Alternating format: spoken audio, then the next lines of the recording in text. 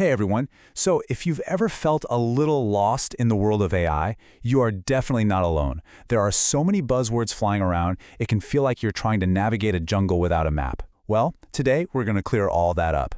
You hear these terms constantly, right? Machine learning, data science, deep learning. Sometimes they're all thrown into the same sentence like they mean the same thing, but they don't at all. So the big question is, what is the real difference?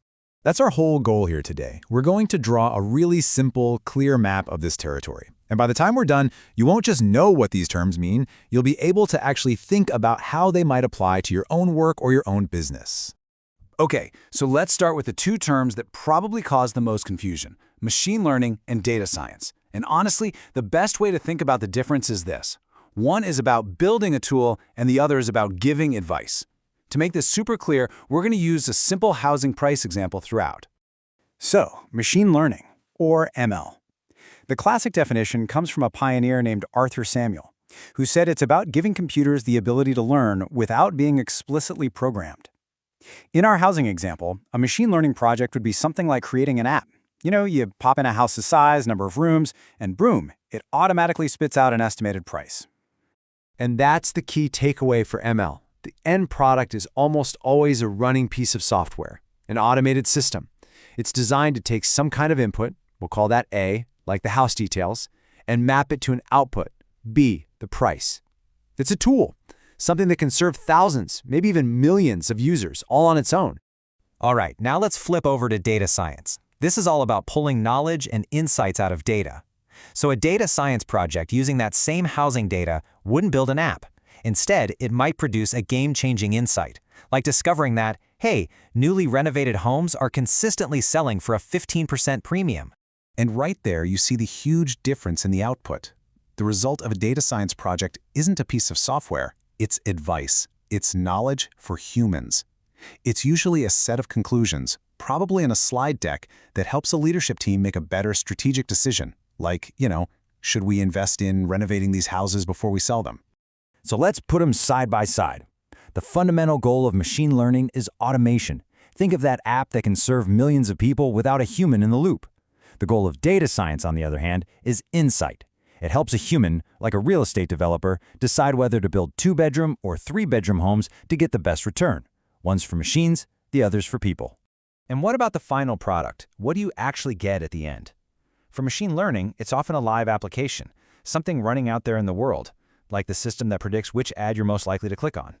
For data science, it's that presentation or report. An analysis that concludes the sales team should really be targeting the travel industry this quarter.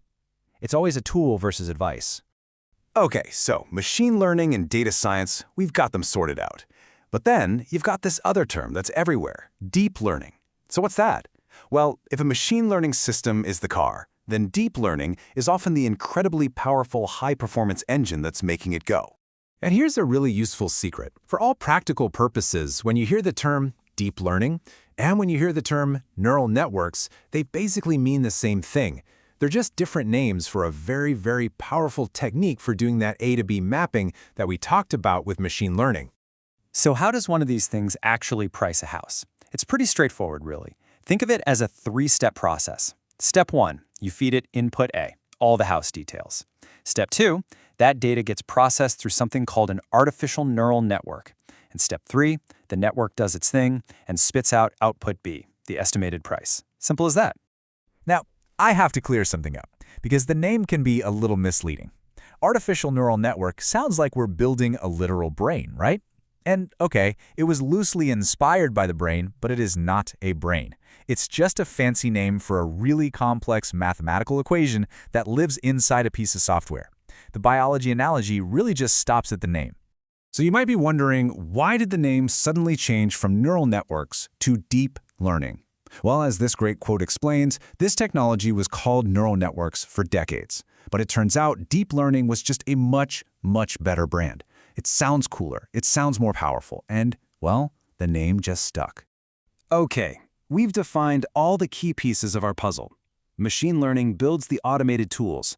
Data science gives us the human insights, and deep learning is that powerful engine inside many of today's ML systems. Now, let's zoom out and put it all together on one complete map. Here is how it all fits together. from biggest to smallest.